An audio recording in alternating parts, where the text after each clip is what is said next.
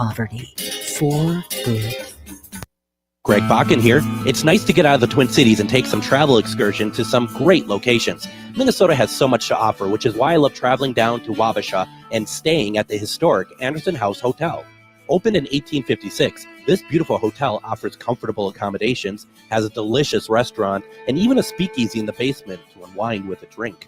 Located next to the Mississippi River and on Main Street, there is a lot of sightseeing and shopping to do too. To get more information, go to theandersonhousehotel.com. Greg Bakun here. I've been talking for a while about how spooky, fun, and fascinating the Minneapolis trolley tours are. But now there's big news. The Candlelight Ghost Tours now begin at the historic Pillsbury Club, a beautifully restored haunted mansion once owned by Charles Pillsbury himself. Believe it or not, the interior is nearly 200 years older than the exterior. How is that possible? You'll have to come out and find out. Before or after your tour, stop by the on-site market featuring a curated collection of handmade goods, artisan crafts, and locally inspired treasures. Perfect for picking up a keepsake to remember your haunting adventure. You'll also find exclusive spooky merchandise from Tales of the Crypt and Elvira. Then, climb aboard the climate-controlled trolley as we travel through Minneapolis's haunted hotspots, uncovering ghost stories that locals would rather keep buried. The mansion is restored to perfection, and there is no better way to spend an evening. Visit MinneapolisTrolleyTours.com for tickets and more information. With your AM 950 weather, I'm Patrick Lilia. Tonight, cloudy with a low of 41, then Wednesday, sunshine with a high of 69.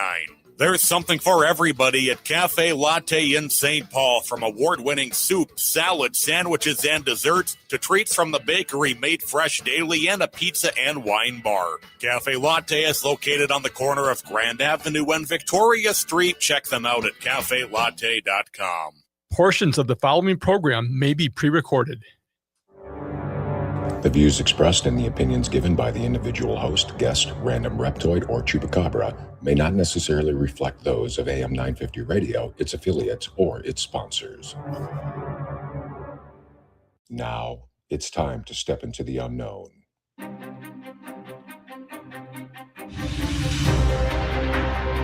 There are things people experience but never talk about. A shadow moving in the corner, flickering of the lights, a disembodied voice. We invite you to talk with us. Share your story, share your experience, because this isn't just your story. This is our story. This is GhostBox Radio with Greg Bakun. And this is GhostBox Radio on AM 950, where every night we talk about the paranormal, ufology, Bigfoot, and so much more. My name is Greg Bakun. Thank you very much for joining us tonight. As I mentioned last night, I was planning on doing the show by myself tonight, and there's always thoughts of like, what do we talk about, especially when there's no one else here. I'm just in a room by myself. I'm talking. Hopefully, there's people out there listening. You never know. And it came to me, and we talked about this before, but I think it's a great conversation, and some of these conversations need to be revisited every once in a while. And I wanted to talk about dreams. Especially dreams where loved ones who have passed away, they come and they visit us and they talk to us. Are they dreams? Are they, manufactured in our mind and we actually were not visited, or were we visited? And do we have any idea what points to that one way or the other that makes it like, yeah, we are being, visited by loved ones. So I want to talk about that tonight. And before we get started here, I just got to say, boy, what a whirlwind Tuesdays are, and they have been. And it's great. I'm not complaining.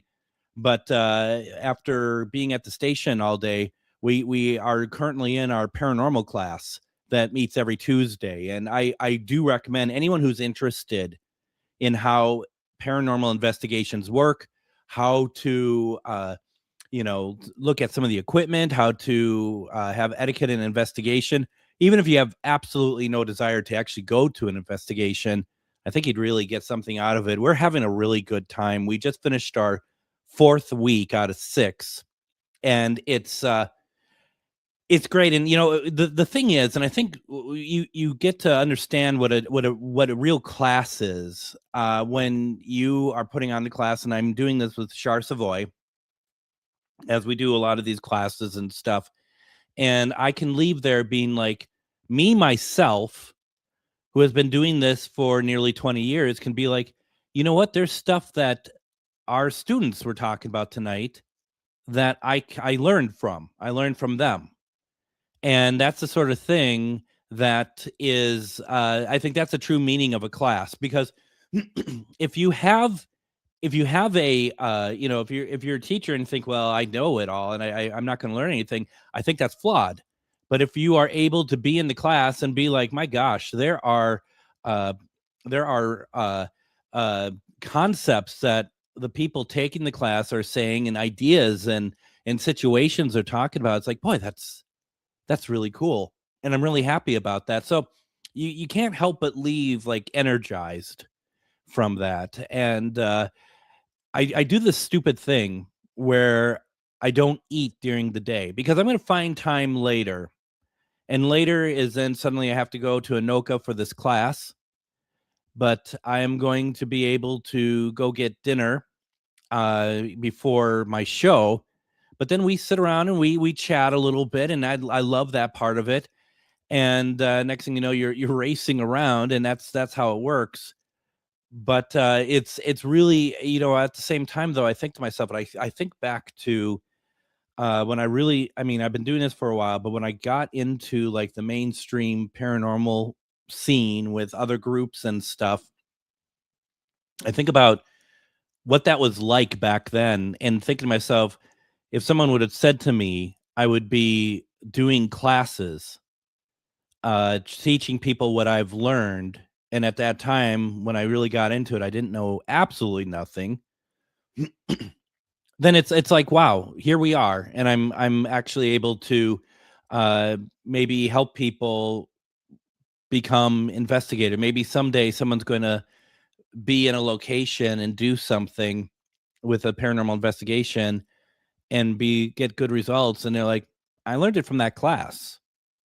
And that's what it's all about, to be able to pass along knowledge. And I appreciate that. And same with doing the show, that I can sit here nightly and talk about all things paranormal. I could talk about whatever it is I want to, and hopefully we get people who are interested and listen. That's always a good thing as well. So I'm kind of in a moment, this sort of weird sort of moment of euphoria, I guess. I think that just having a good day like this, and I think it's okay to step back once in a while and think about those small victories that you have for yourself. And one of the things that was really prevalent in my journey, in my paranormal journey, was actually the death of my father. It's just around the time that things started really kind of meeting other people and stuff. My dad had passed away suddenly, and that was something that we knew he wasn't super healthy, but we didn't think that he was going to die. He was actually in a rehabilitation center, getting physical fitness, trying to get back up to health, because he had a really bad back. His spine and vertebrae were actually kind of deteriorating, and it was absolutely, one day I remember he had a blue Dodge truck, and he couldn't drive it for years because he had neuropathy in his legs. And I was driving it for a while, but they wanted to sell it, so someone came by and bought the truck. And my dad, it's so weird, almost symbolism. As soon as the truck was sold, my father couldn't walk anymore. He couldn't walk at all. His legs weren't working. And so he ended up at this rehabilitation center. And I remember that was in late October, if I'm not mistaken. So he he was at home in for Thanksgiving, but he was bedridden, and then they took him to this rehabilitation center, and he had spent a great deal of time there. And I remember the thing that I will always kind of kick myself about, and I hope someone can learn a lesson from this, is I was working on a project for something else, and I get my head, when I put my head down on stuff like that, I don't research any time, you don't see me until it's done. And before I really started working on this project, I visited him in February at the center, and I put my head down and I just worked. I worked, and a check in on him, so to speak, but not visit. And the day that I was done with what I needed to do, and I literally was like, okay, I'm done. I got everything I needed done, because it was for a big convention that was happening, and I was delivering a lot of deliverables for it. And throughout all this, my dad was fine. He was getting the physical therapy that he needed, but he wasn't like, you got to come out here. He's not doing. He was fine. He was always fine. And so it was June 1st. I was done with everything. And I literally had said, okay, now I can, I'm going to go visit my family. I'm going to go visit Dad. I'm going to do all this stuff. And June 2nd, he died. He had a heart attack in the center, possibly because perhaps he was the physical therapy maybe was a little too much. I don't know. And I'm not trying to put blame on anybody. I'm just saying that that's what I think it might be. And none of us expected this. None of us expected him to die. None of us expected a heart attack. And I remember getting the call at 1:30 in the morning. I see the phone ring, and it's my mom. And being the mature human being I am, I'm like, I don't want to answer this. I don't know what this is, but it can't be good. And then immediately after, my sister called, and she had said that Dad had died. And I'm like, okay. And she's like, everybody is over at the house. Do you want to come out? And I'm like, yeah. So I drove out to St. Anthony, and we were all there. And it was, I just remember foolishly thinking that what must have happened, he had died, and right away they had called Mom, and she tried to call us, and I'm thinking all of this is happening within minutes. The reality is by the time I got there, he had already been gone for, oh shoot, that would be about 5 hours, 6 hours. And so, it's like, because the reason why I bring that up, because I'm driving out there thinking, my gosh, maybe they resuscitated. Maybe there's, it's just like this really bizarre fantasy world that I was living in, talking about, thinking that he's going to be all right by the time I get there, because this just can't have happened. This is impossible. And I remember getting out there, and I remember my sister asking me, she wasn't being rude about it. It's just, but it wasn't the right time. Just asking me if I was going to do like a spirit box session on him or something. And that's the furthest thing from my mind. And I always remember that. It's such a strange thing. So we were all in shock. We were all, absolutely in shock. And I think I mentioned before, when I left my parents' house at 4:30 in the morning, instead of going back to St. Michael, I went to downtown Minneapolis, because that's where I worked. And that is where I needed to get my laptop, because I knew I wasn't going to be in work for a while. And I park across the street from the Wyman building, which is where I worked. And I get out of the car, and right away there's a scent that I have never smelt before, but immediately I'm like, that's Dad. And it was with me for for as long as it took to us to get to the funeral. When the funeral happened, that scent dissipated, but the scent still comes around to this day. The scent will still come out of nowhere. I remember talking to somebody I was dating, and I was explaining to her about this scent, and all of a sudden it actually showed up right then and there, and then it went away. So, she understood it. But one of the things that was really strong beyond the scent were dreams. And the dreams I started having were very textbook. And those dreams had been, I would dream, and I was in a lot of different places, a lot of different scenarios, nothing bad, nothing weird, but I'd be like in this house that I'm in right now. And I would see Dad. He'd be at the other end of the room. And I'd be walking over, I was like, my God, there's Dad. I'd go to the other end of the room, and he'd always walk through a door that was just there, and I would go through the door following him, and he was no longer there. And that happened a lot. That happened quite a bit. I just remember thinking to myself, I don't think that's actually him visiting me. I think, in fact, that is a mechanism in my mind coping with his death, coping with he's out of reach. He is out of reach. And I knew that. I knew that at the time. And so, I mean, that was always something that I constantly had for, I would say, I'd say about 8 months, if not 9 months. Constant dreams like that.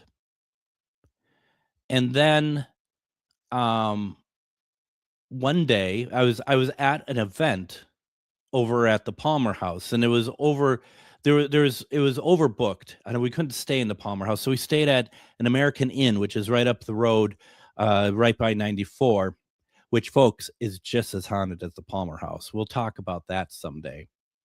And I had a dream. I had a dream about Dad. But this was different, because what it started off as a dream that I must have been back in time, because I'm in my family's kitchen, and the way that it always worked is there was a place that Dad always sat at the kitchen table, and my mom would always be you'd either be standing by the stove on the other side of the room. It's kind of a narrow place, and she would always make drinks for her and Dad, or as he would call them, canoopers. And he was at his spot on the table. The difference with it, though, is my dad passed away at the age of let's see here, he would have been 70. Was he 77 that he passed away at? He looked as though he was in his late 40s or early 50s. He didn't have gray hair. He had black hair. He looked young. He looked vibrant. And I just, I'm in a dream. I'm in a dream state. I'm having this dream in the kitchen with my mom and Dad. My mom is still alive, but my dad is there. And I'm, talking, and all of a sudden I'm just like, wait a minute. And I literally said, "You're dead." And he disappears. And I'm like, "Oh, no, you don't." I'm like, "Nope." I said, "You come back here right now. You come back here right now." The dream became lucid because I was aware of my surroundings suddenly, and I was aware that that he always disappeared, and I wasn't going to allow it this time.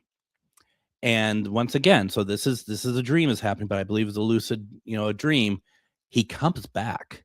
Because he was sitting there and he just disappeared. I'm like, "You come back here." And he comes back.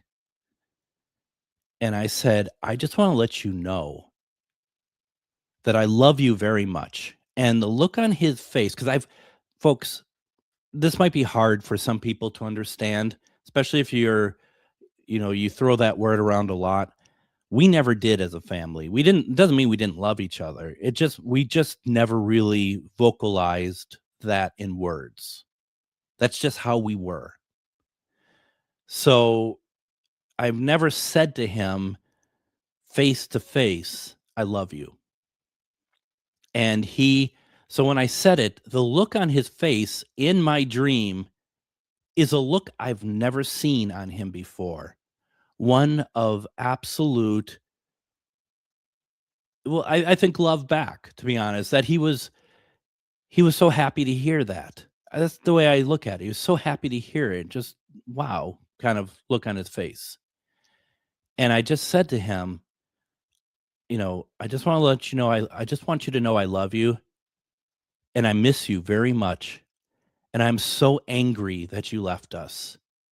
And I kept saying it over and over. I'm so angry that you left us. I'm so angry that you left us.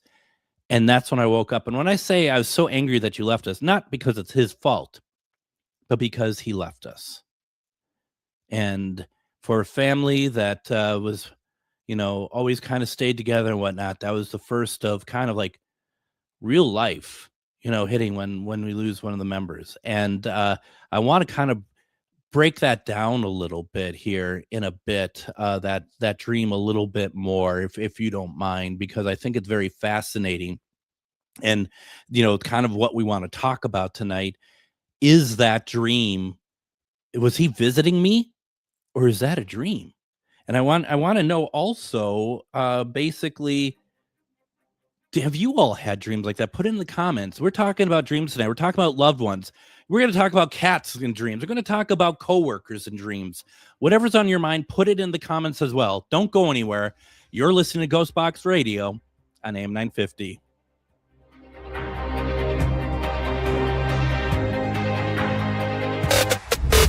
Okay, question of the day. What do UFOs, ghosts, breathwork, and psychedelics have in common? Find out at the Contact Modalities Expo, May 1st through 3rd in Wisconsin, the Midwest premier event all about consciousness, life's mysteries, and all the stuff that blows your mind. 4 stages alive at the same time with world-class experts and tons of hands-on experiences. Hosted by Jimmy Church, you'll be doing UFO Skywatches with Chris Bledsoe, workshops with Dr. Diane Hennessy, Lidu and Dahlia from the Telepathy Tapes, a group quantum hypnosis by Sarah Bressman-Cosme. You'll learn telekinesis, telepathy, dowsing rods, plus God helmet experiences, a real live seance, and live performances galore. Whether you're brand new to this world or knee-deep in the rabbit hole, this is the place to explore the unseen, the unexplained, and the undeniable at the Contact Modalities Expo, May 1st through 3rd. Curious? Learn more at contactmodalitiesexpo.com. Greg Bakun here. Like you, I love good, fresh, delicious food. So I want to tell you about this treasure in Roseville called Maverick's Real Roast Beef. Maverick's has the best roast beef sandwiches I've ever had.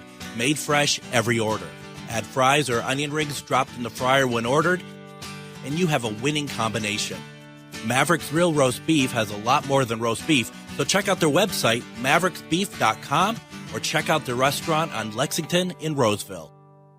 Greg Bakun here. I've been talking for a while about how spooky, fun, and fascinating the Minneapolis trolley tours are, but now there's big news. The Candlelight Ghost Tours now begin at the historic Pillsbury Club, a beautifully restored haunted mansion once owned by Charles Pillsbury himself. Believe it or not, the interior is nearly 200 years older than the exterior. How is that possible? You'll have to come out and find out. Before or after your tour, stop by the on-site market featuring a curated collection of handmade goods, artisan crafts, and locally inspired treasures. Perfect for picking up a keepsake to remember your haunting adventure. You'll also find exclusive spooky merchandise from Tales of the Crypt and Elvira.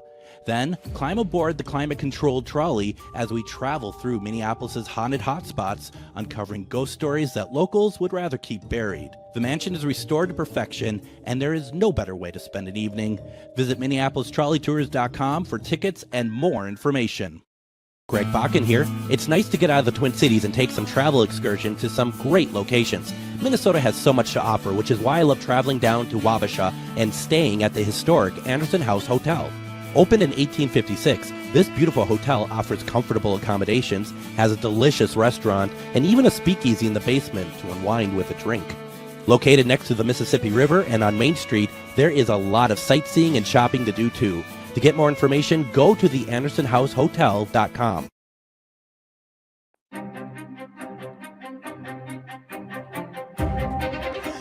And as we are getting warmer weather, and if you haven't done so yet, you really do need to check out the Minneapolis Trolley Tours.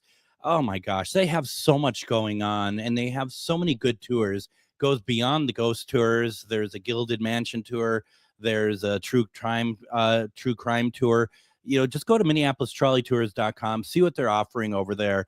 It's going to be wonderful weather coming up.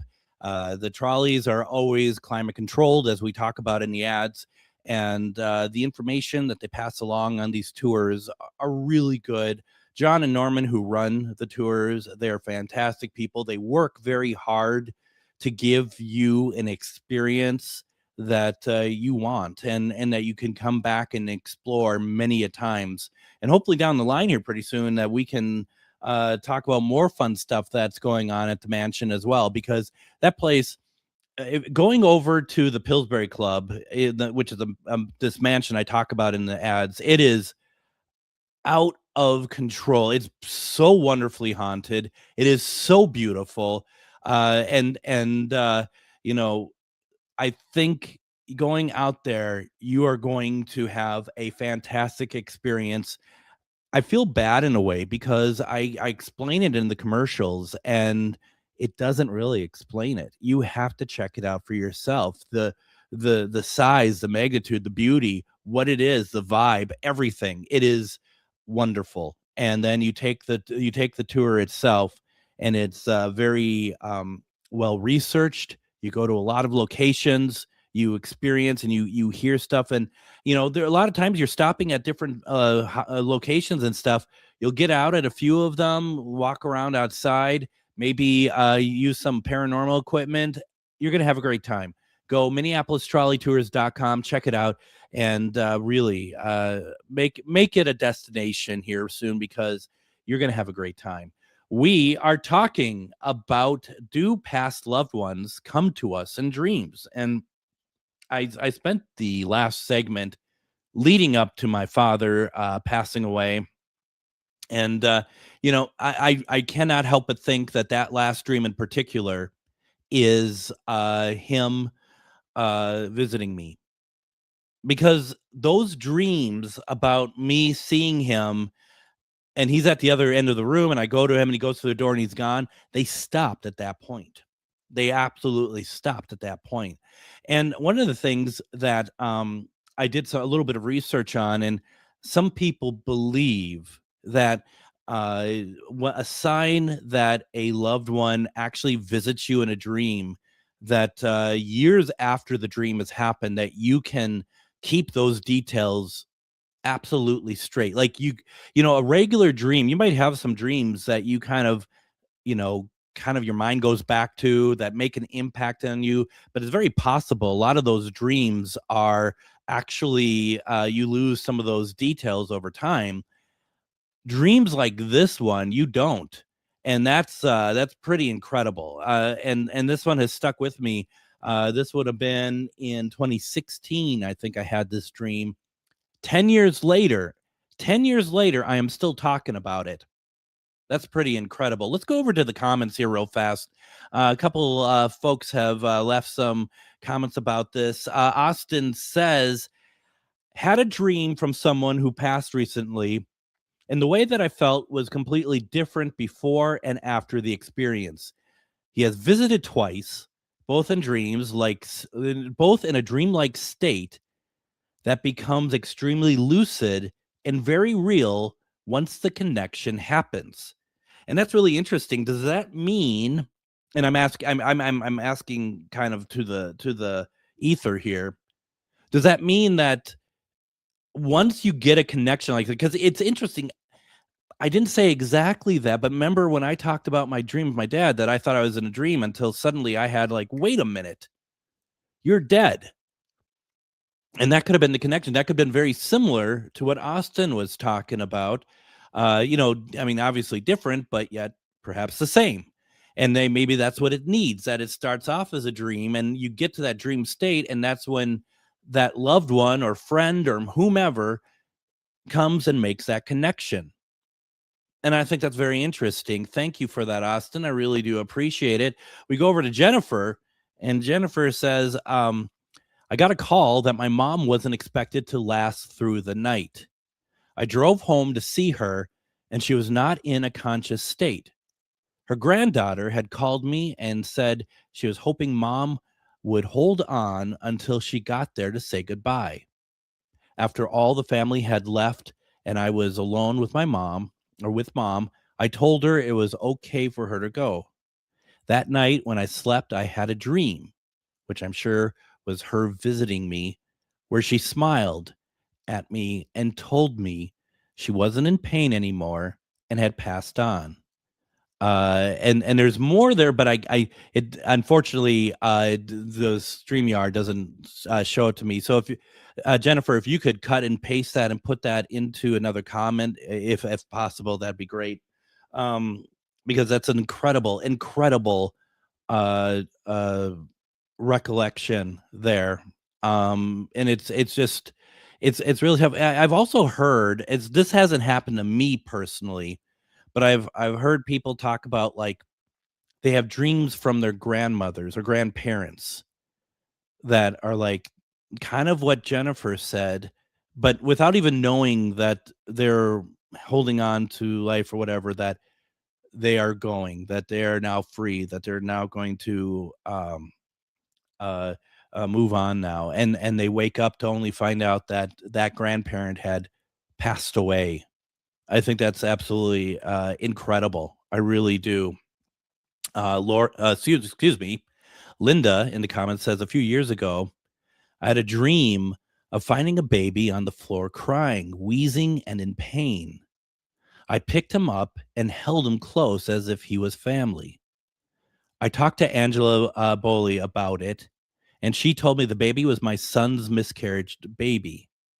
In the reading, five other past members of family were in the conversation that Angela relayed to me. And that's something. The rest of Jennifer's comments, and thank you for doing that.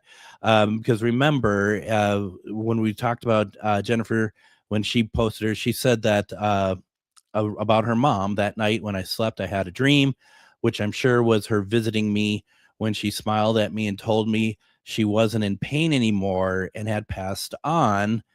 I was woken up by the phone ringing at 4 a.m. from the granddaughter telling me that mom had passed on and she hadn't made it there in time. I'm sorry to hear that. I'd wondered if maybe your mom would have went to her in a dream or not. It's absolutely it's too bad. It's too bad. I had another situation where relatively recently, and I've told this before, but it's interesting at the same time because I had something I said in this dream. I literally said in a dream last week, and that was I had a friend I worked with. She was older when I worked over at the ad agency, and she had been at the agency for years. She ran the mailroom. She worked in the mailroom. She ran the mailroom, and her name was Mariette, and she and I became friends. I had worked there for 14 years, and so, I got to know her really well, and she would come by, deliver the mail. She was in her 70s at that point, late 70s. And, every day I'd have a little stool outside my cube, and she would sit down and we would talk. We would talk for probably at minimum an hour, a few times a week. We'd just kind of sit and we'd just talk. And she was her and I, we just vibed. She vibed with a lot of people. I'm not the only one, but we really got along very well. Or I would go down to the mailroom where the the office supplies were, and her and I would talk there for another hour or something like that. Often we would get to the agency we'd park in the same ramp, and we'd walk over together and we'd talk. And she was a sweet, sweet, sweet woman. And what was it, about 3 months ago, we found out that Mariette had passed away.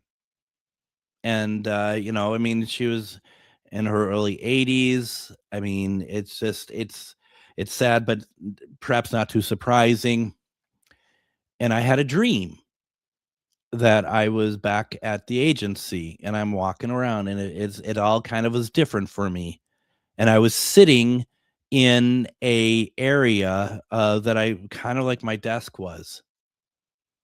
And Mariette comes out, and she sits back down next to me, just like the old times. And I said to her, I looked at her, and that's when the lucidness began again, where I just looked at her because I knew that she was no longer with us. She sat down, and I said to her, "One more time?" And she looked back at me. She's like, "One more time." And that was one more time of like, let's do this again one more time. Let's talk. And we did. And that was very meaningful for me. And, you're going to hear me talk about cats and dreams. This is what you get when you listen. I always talk about Linus, but my first real cat being out of my parents' house that I absolutely adored was another rag doll. His name was Dave. And I've been thinking a lot about Dave lately, mainly because I pass by the sign every day on my way to the station that says Davy on it. And I make it a point to remember and say him and say how much I miss him when I pass by that sign. So I've been thinking about him. And last week, I had a dream that I was sitting and he was there with me. Like he came up to me. It was like a little Davy cake. And I pick him up. And I just remember I could feel it. I could feel he was, out of all the cats, he's probably the biggest.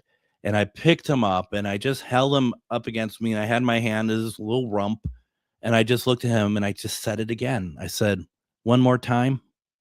Like, let's do this one more time. Let me hold you one more time." And don't worry, he didn't respond with, "Yeah, one more time" or anything. He was a cat.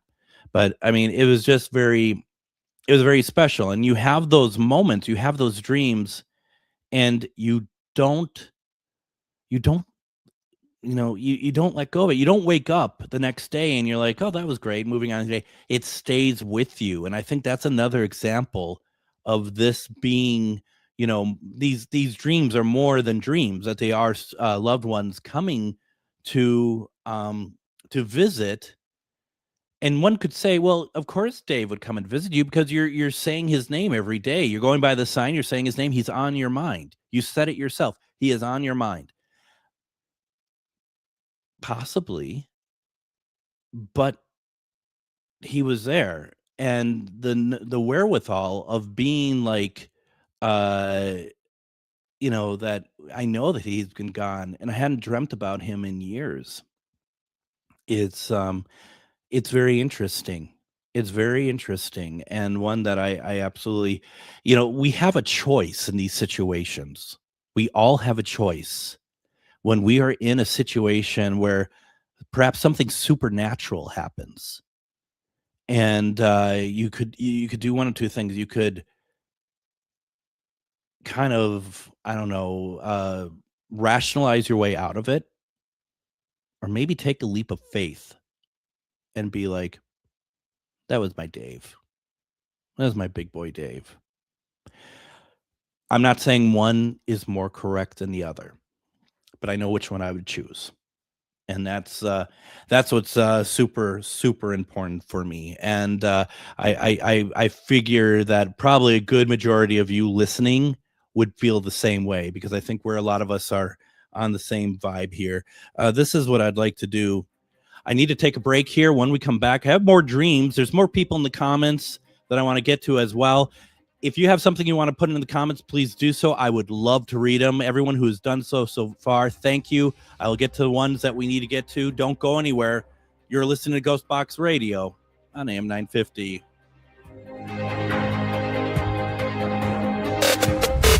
Okay, question of the day. What do UFOs, ghosts, breathwork, and psychedelics have in common?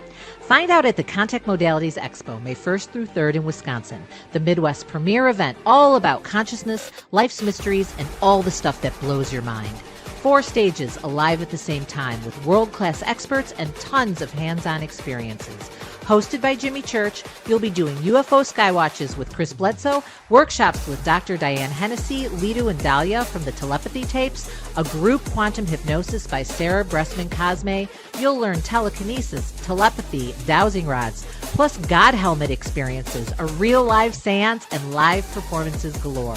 Whether you're brand new to this world or knee-deep in the rabbit hole, this is the place to explore the unseen, the unexplained, and the undeniable at the Contact Modalities Expo, May 1st through 3rd. Curious? Learn more at contactmodalitiesexpo.com.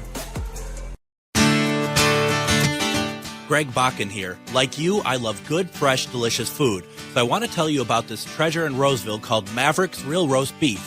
Mavericks has the best roast beef sandwiches I've ever had, made fresh every order. Add fries or onion rings dropped in the fryer when ordered, and you have a winning combination. Maverick's Real Roast Beef has a lot more than roast beef, so check out their website, mavericksbeef.com, or check out their restaurant on Lexington in Roseville. Greg Bakun here. I've been talking for a while about how spooky, fun, and fascinating the Minneapolis trolley tours are, but now there's big news. The Candlelight Ghost Tours now begin at the historic Pillsbury Club, a beautifully restored haunted mansion once owned by Charles Pillsbury himself. Believe it or not, the interior is nearly 200 years older than the exterior. How is that possible? You'll have to come out and find out. Before or after your tour, stop by the on-site market featuring a curated collection of handmade goods, artisan crafts, and locally inspired treasures. Perfect for picking up a keepsake to remember your haunting adventure.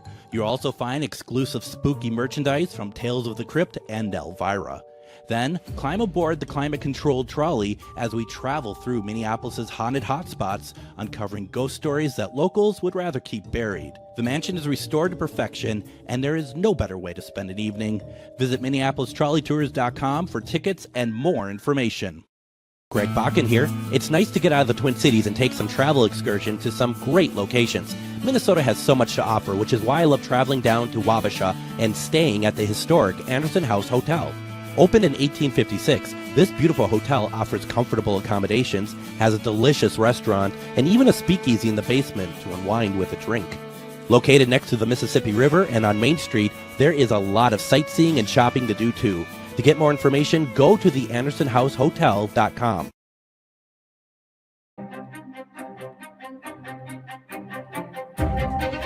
So if you are a medium, an energy practitioner, that you do Reiki, past life regressions, readings, any of that, and you are interested in getting more people to set up appointments with you, to do more and help more with them, and want to get the word out about what you do, I think I have a plan in place that is going to give energy practitioners, mediums, all of you, an opportunity to get your message out to a lot of people and hopefully get some more business your way. If you're interested in knowing more about that, please send me a note over at comment@ghostboxradio.com. I think I have a way to do this at a very reasonable price. I have checked this out with a couple different mediums about this package that I'm putting together, and they all seem to think that it's a pretty cool idea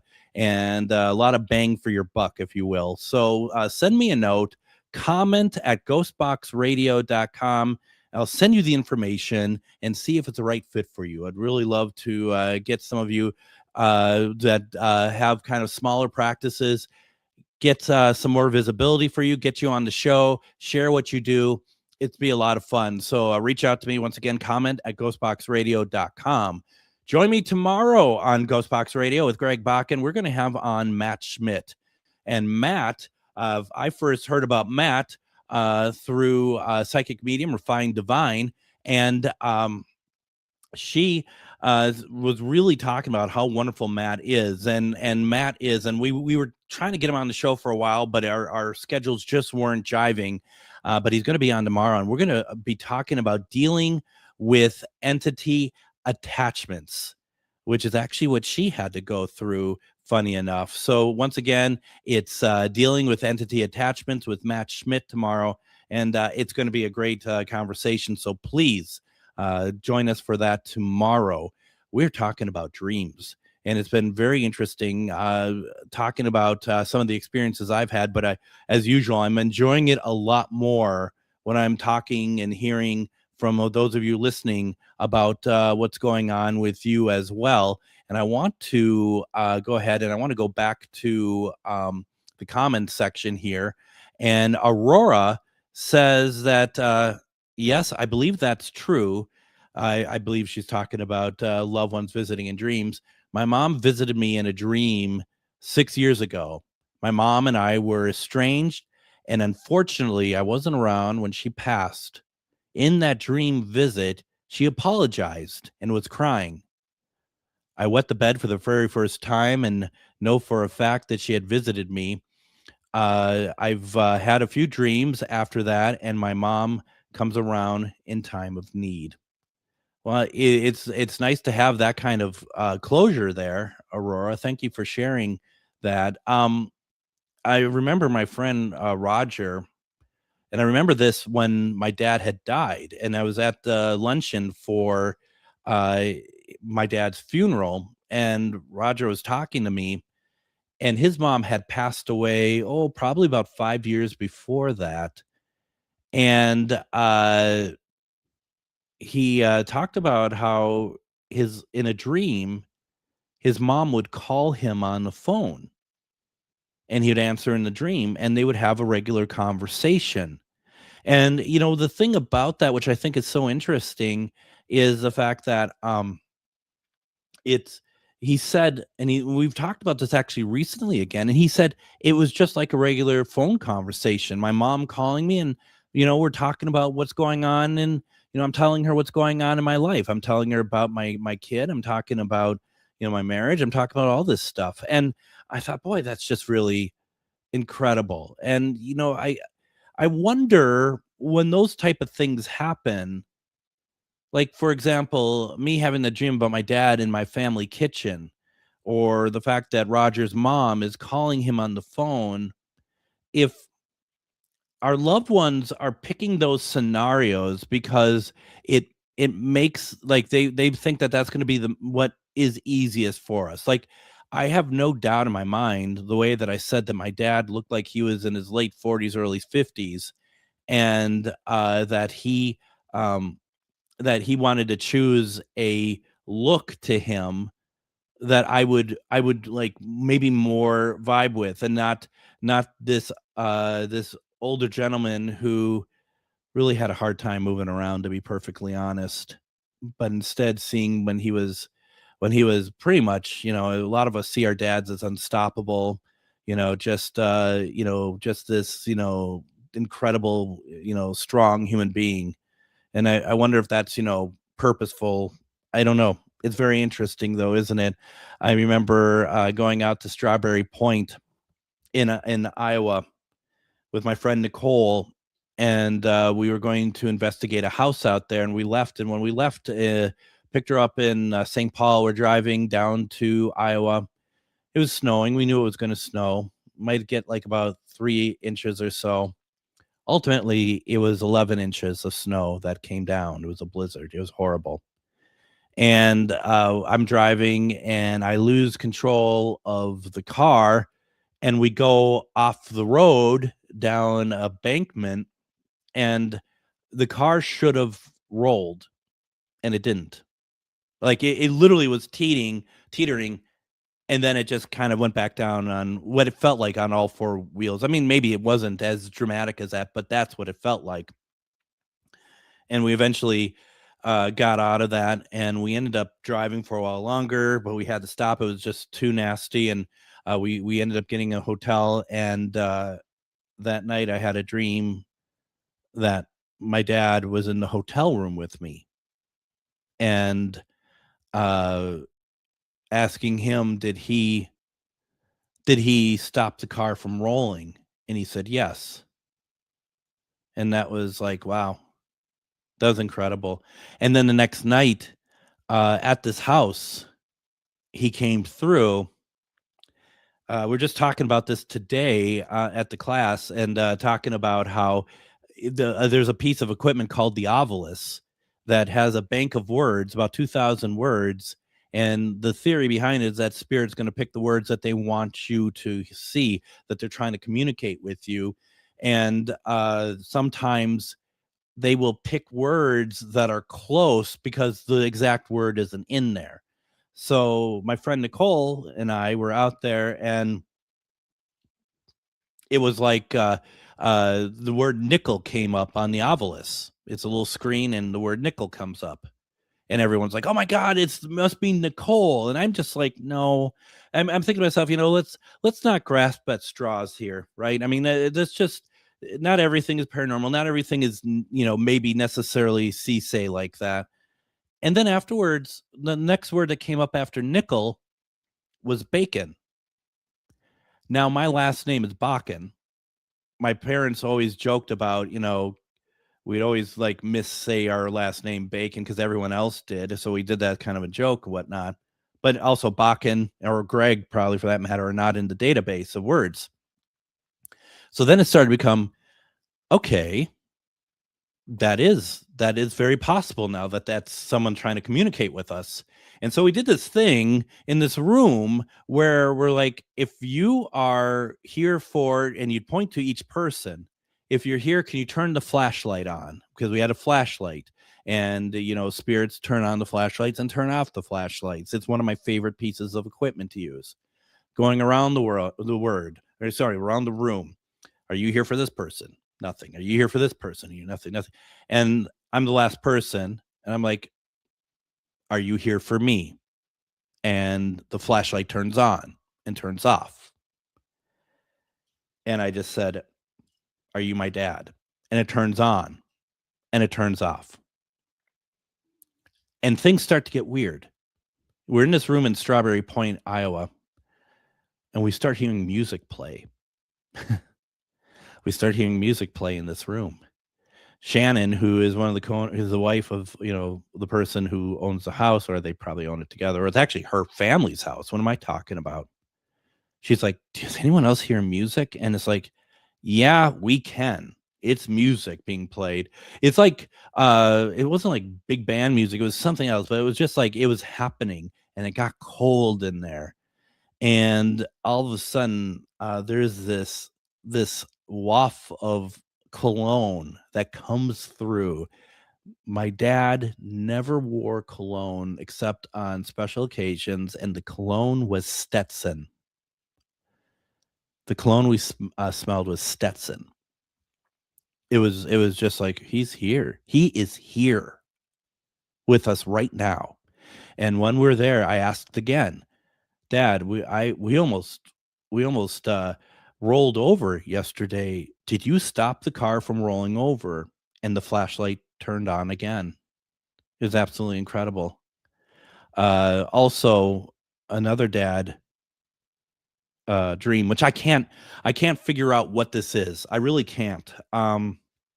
My sister had told me that she had a dream about Dad one night, and she has now accepted all this so much more than she did when Dad originally died. And when I mean accept, like the whole paranormal side of things, she didn't want him to visit because she wasn't ready for it. That's her journey. And now she's like, really would love, like, if Mom could visit her. But she had a dream about Dad, and Dad's just sitting there, and his tooth falls out. And the next morning, when she's getting ready for work, one of her teeth fall out. What's that? I mean, I don't know what that is. I really don't. But that's really interesting. And it's like, I mean, that dream happened right before it actually happened. But it was him in the dream and her in the non-dream state. It's just, I don't know. It's absolutely crazy. And we hadn't even got to, the 3,000 dreams I've had about Linus since he had passed. I mean, that's as crazy as well. The idea of a animal knowing and coming back in dreams, and that he had also come back in a dream with another animal that actually turned out to be a pet of a friend of mine, and that they were there. And then I believe that was Linus showing me that he's showing other pets that pass away recently that I might know, that he's actually helping animals maybe cross the Rainbow Bridge. I don't know. Linda says, did Davey give you that look of agreement for one more time? Honestly, it was like I was holding him where his head was over by my shoulder, because I'm holding him like you can't see on the radio, but holding his little behind and holding his neck where his head would be on my shoulders, basically. And that's incredible. That's incredible stuff. Chuck says in the comments, my story about a dream. They can definitely turn out to be real. That's correct. I remember that. I mean, this is incredible stuff. And, I, first of all, thank you to everybody who has taken part and shared their experiences tonight. That's the stuff that I absolutely love, because I feel like sometimes I tell the same story over and over, but I think they're so vivid and so good. I love to share them. I know that it's new to some people, but other people are like, oh yeah, another Linus story. But I do appreciate those listening, but I also really appreciate that you are sharing your stories with us as well, because you know why? There's going to be people out there tonight who, they like, okay, we hear Greg talk about it all the time, but we didn't know about Austin's story. We didn't know about Aurora's. We didn't know about Linda's. These are things that are important to a lot of people. So I want to make sure that you all know how much I appreciate it. Join me tomorrow. We're going to be talking with Matt Schmidt. We're going to be talking about entity attachments. Lots of stuff coming up. Make sure you join us. Everyone, thank you very much and have a good night.